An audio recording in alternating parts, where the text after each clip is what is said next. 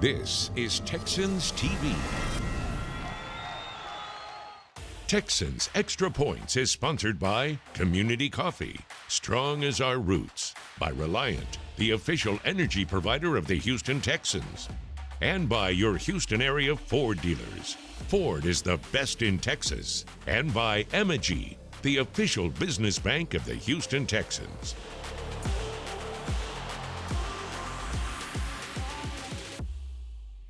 It's here. Can you believe it? Week 1, regular season, Houston Texans at the Baltimore Ravens, and we have to discuss it. This is Texans Extra Points.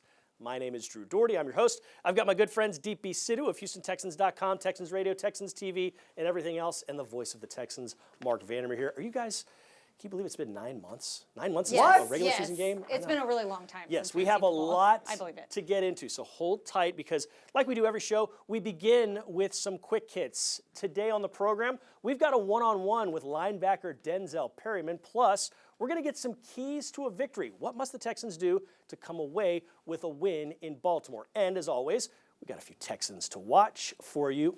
And you can't have a Texans Extra Points unless John Harris is rocking the telestrator, and it's a good one because it deals with C.J. Stroud. So let's start with C.J. Stroud, and let's start with one of those fun word association games, and I'll begin with you. Complete the sentence, Deepi Sidhu.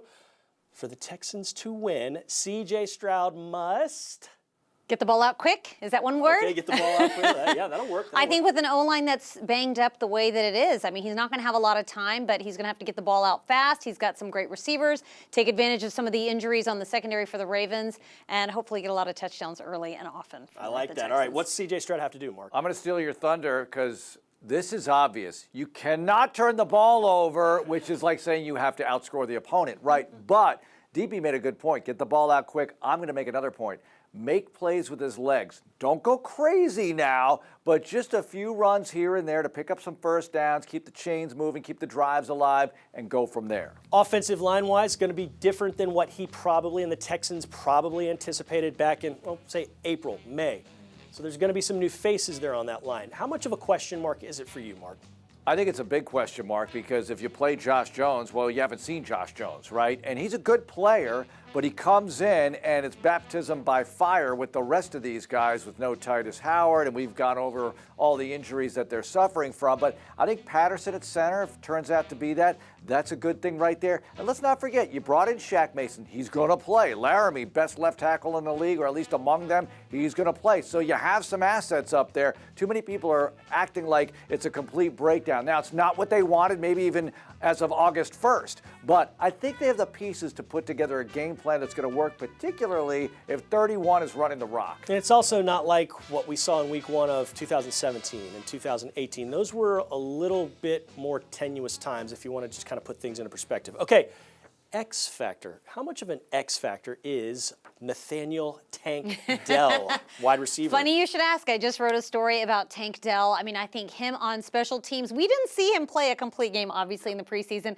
Saw a few snaps on offense. Whenever he was in there, electric. Whenever he was in there on special teams, electric. I cannot wait to see a full game from Tank Dell because the chemistry that he and C.J. Stroud has, that is an X Factor. It's a huge X Factor because he's got a chip on his shoulder the size of a bag of chips, I guess you could say. So to see him out there, huge X factor for the Texans. He's going to stretch this offense the length of the field. He's going to make plays with his legs and his hands. And I just can't wait to see him out there. I mean, if anybody's been bubble wrapped, it's been Tank Dell. You like to use that term so famously, but we saw him at the Patriots, and he was outstanding. Didn't play in the second game, and then the only time we really saw him against the Saints was a 27-yard punt return. First work on special teams that we really saw a good chunk of in a game. How excited are you about Tank? Well, the hidden yards are going to be big, right? Like a punt return, and it doesn't have to go to the house necessarily, although that would be nice. But if you get 27 yards, get into opposing territory like that Saints drive, hey, you started on the plus side of the field. That's awesome. Let's get a few more catches. Don't have to get over 100. Make some big plays, though, please. Yes, he's a guy who can make big plays, and the guy who will be delivering to him, to some of the other receivers and tight ends, is C.J. Stroud. First start under center for the rookie, and our very own John Harris has a nice telestrator about number 7. Third down efficiency, baby. If you can be good on third down, you got a chance in this league. And we're going to take a look at rookie C.J. Stroud on third down against the Dolphins. If he can do this, he's going to be in the league a long time. Let's get to the Telestrator presented by BMW. I love this against Miami. You're going to come out essentially in a 2x2 to start. So as we get our little draw here, we're going to get 2 and 2. Now Schultz is going to come over here and create a bunch on this side. Now Miami is going to eventually try and match to that bunch. So depending on how the routes go, they're going to take 3 guys and match those routes. And Miami actually does a pretty good job with this. So Noah Brown's going to come in here hard and run this kind of return, kind of whip route back to the outside. Schultz is then going to work up here and there.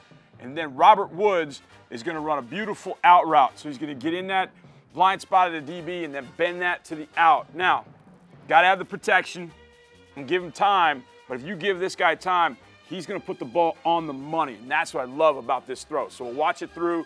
Look at Robert get his DB turned and then break this out. Now, there isn't much room. I can tell you there have been Texans quarterbacks that would not have thrown that pass. Not at all. But Stroud is so good with his ball placement accuracy. He hits the X right there and lets Woods run right to that ball for the first down. I mean, this is brilliant.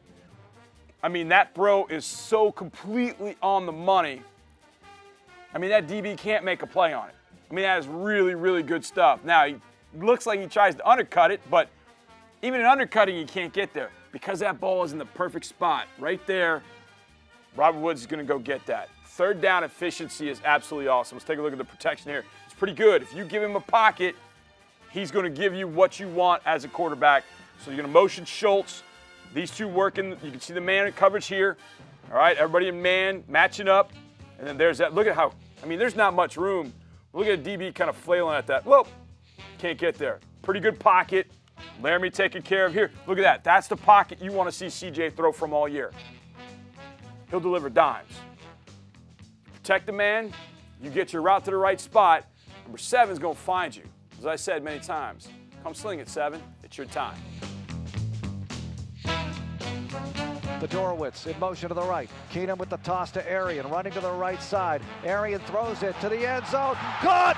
Razzle-dazzle! Touchdown, Texans! Fedorowicz with the TD reception.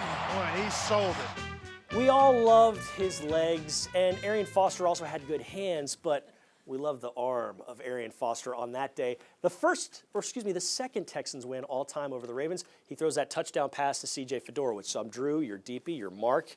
Let's talk some defense. Will Anderson Jr., realistic expectation for him this season? It's a great question because, look, we've seen 2 outstanding pass rushers here and more, but when you look at J.J. Watt and Mario Williams, they come to mind. Clowney wasn't much of a sack guy, but he was a great TFL guy.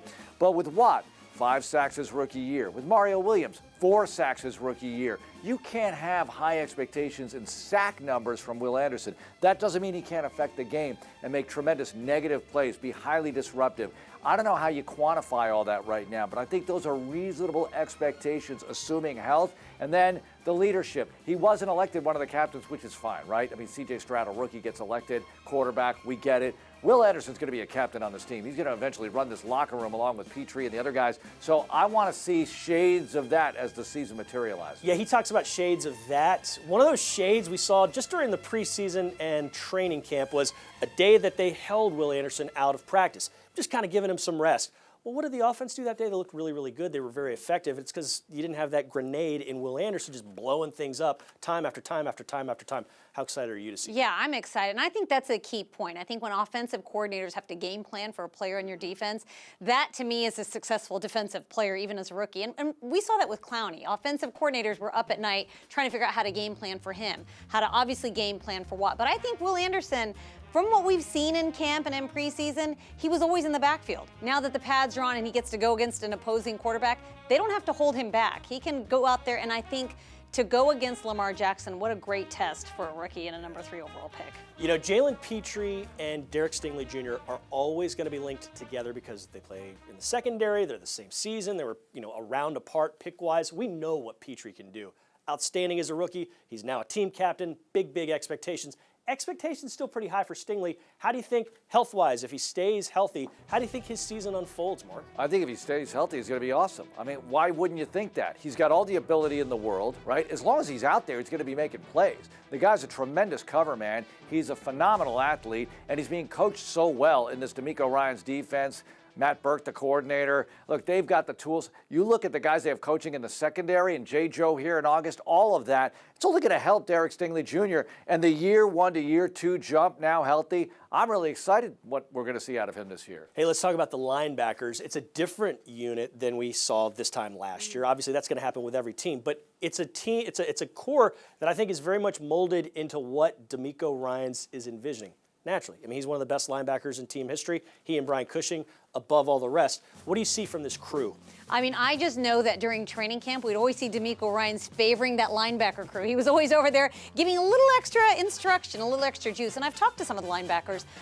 When are you ever going to have an opportunity to play for a head coach who had the sort of career that DeMeco Ryans had? Defensive Rookie of the Year, All-Pro by year 2. I think that these guys have learned a lot under him. We saw Henry To'oTo'o. I don't know if he's going to start on Sunday against the Ravens. I know according to the depth chart he won't be, but I expect big things from him. Christian Harris in year 2. He's got the speed. He's healthy. This time last year he wasn't even playing. So to see him out there, Denzel Perryman, we saw what he was able to do in the preseason. I think this linebackers group, where it's been a point of weakness in the past few years, I think this year they're coming in strong for 2023. Perryman, very, very important. He's entering year 9 as a pro, and man, from what we saw of him in the preseason, he was spry, he was making plays. It's going to be really, really fun to see what he can do as a part of this defense. And speaking of Perryman, we got ready for the game with him. This is a one-on-one conversation that took place just moments before we shot this show here.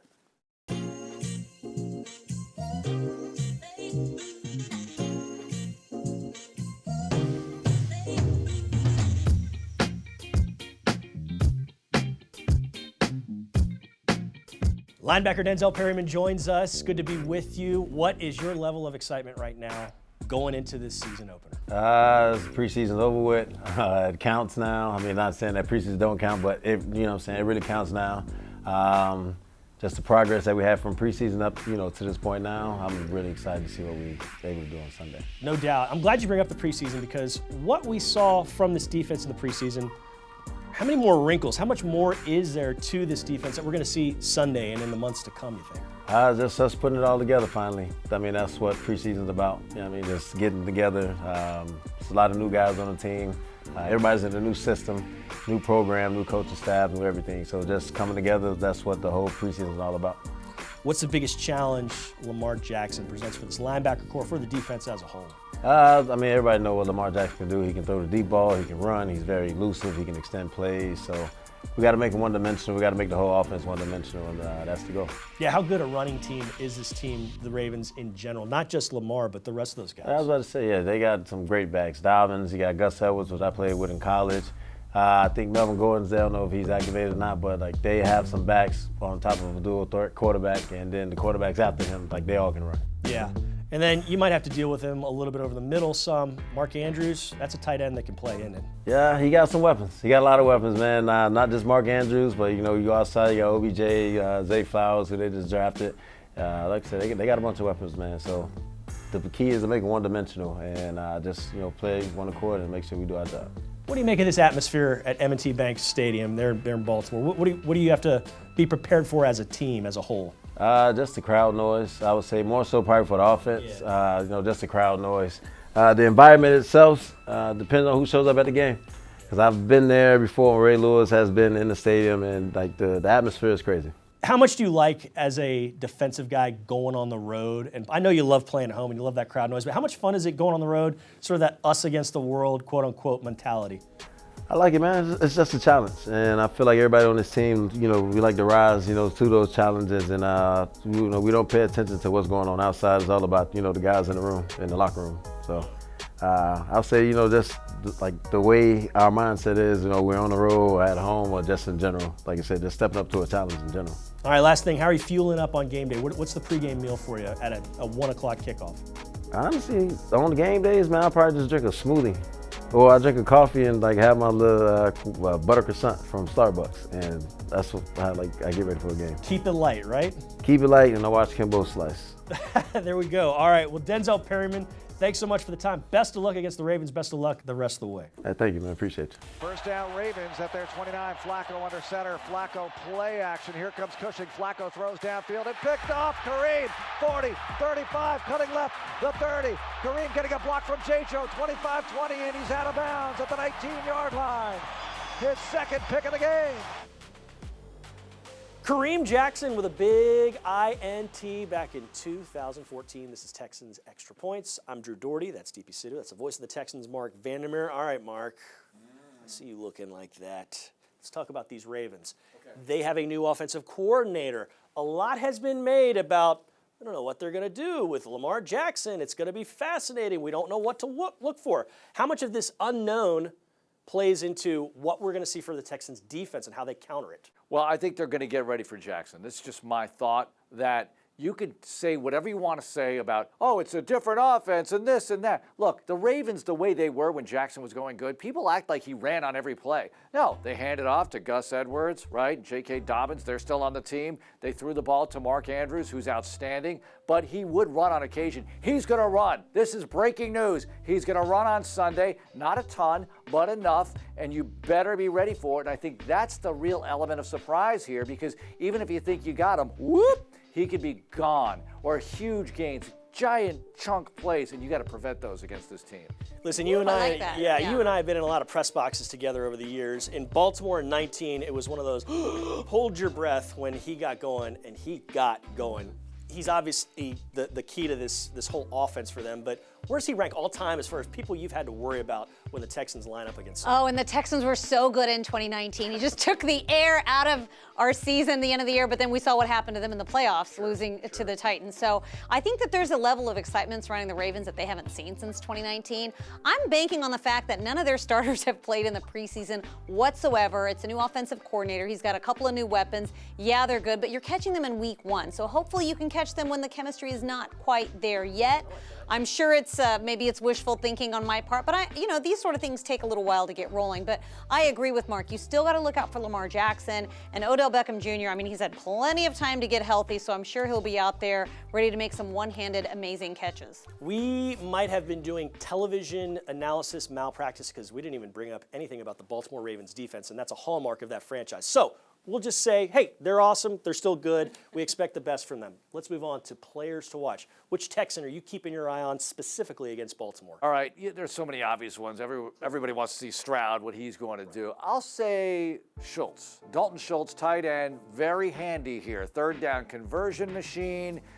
Look for C.J. Stroud to be looking for him. He's a big target. He's going to get open against this defense. So there will be opportunities for the former Cowboy, now a Texan, thank goodness. He's a really great acquisition for this team. You talk about him, and you were mentioning Denzel Perryman. There are other veterans as well. We talk about the rookies a lot. These veterans are really going to help the cause this year. Schultz also might have some good juju going. He switched from 83 back to his old 86, jersey-wise. That's right. Yeah. Who are you keeping your eyes on? I mean, I am not going to go under the radar at all. I'm watching Will Anderson Jr. I'm making no bones about it because he'd play like a couple of snaps in the preseason, and then he was out of the game. So I'm excited to get to see an entire game of him going against Lamar Jackson. I think it's a great test for him. We talked about how important stopping Lamar Jackson and not giving him time to throw is going to be. So my eyes on Will Anderson. Those are both excellent choices. I'm going to stay local. I'm going to go 5 alive, Jalen Petrie. I cannot wait to see what this guy does all over the backfield. Maybe going to be in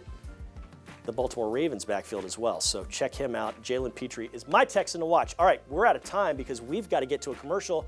And when we come back, we got keys to victory. Don't you move a muscle. Texans Extra Points returns.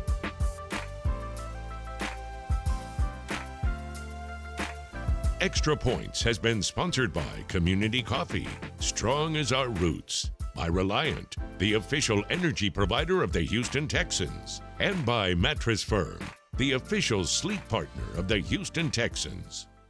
We're having fun here on Texans Extra Points. It's that time of the show where we get into keys to a victory. What must the Texans do to win in Baltimore? It would be the very first time they've won in the Charm City.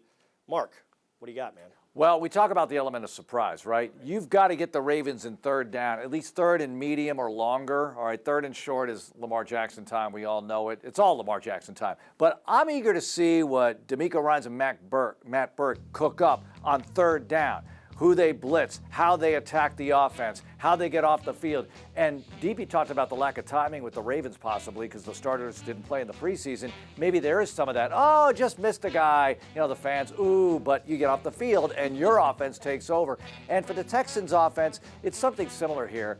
I think Dameon Pierce is going to get his, right? And by his, I mean 80 yards plus, maybe more. I hope a lot more. But can you throw on the ball? I want to see C.J. Stroud with some easy passing game. Get some pocket change passing going. 5, 6, 7 yards. That's okay. Keep matriculating the ball down the field. He brought up element of surprise, and I thought we were going to hear something like, let's bamboozle him with a nice trick play or two. Didn't go that way, but I still like your 2 keys. What do you got? I mean, I'm going to build on what Mark said with Dameon Pierce. I think you have to get the run game going. You've got a rookie quarterback. You've got a lot of injuries on the O-line. Plus, it keeps Lamar Jackson and the Ravens offense off the field. So big chunk plays with the run game. Get your passing game going. Keep Baltimore Ravens offense off the field. I'd like to see a heavy dose of Dameon Pierce and the backfield getting the run game going. And on the defensive side, make the day super uncomfortable for Lamar Jackson and get some takeaways. I think if that chemistry is not there, it sets up nicely for your secondary to maybe get some picks, maybe get some takeaways, and get the ball back to their offense. Those are great keys. I'm going to go with this. You got to reverse what you did last year and really the last few years as a run defense for the Texans. You got to bottle these guys up, make Lamar Jackson go downfield with the ball, make him uncomfortable like you're talking about. And then, I'm sorry, I'm going to go with an old favorite. Be special on special teams. Come up with a big game-changing play. Frank Ross's unit is capable of it. We heard John Harbaugh say so himself earlier this week. He said this was the best special teams unit in all of 2022. High words of praise there for the Texans special teamers. All right, Deepi, thank you. Mark, thank you. Always good to be with you, and always good to be with you. This has been Texans Extra Points. Until next week, go Texans.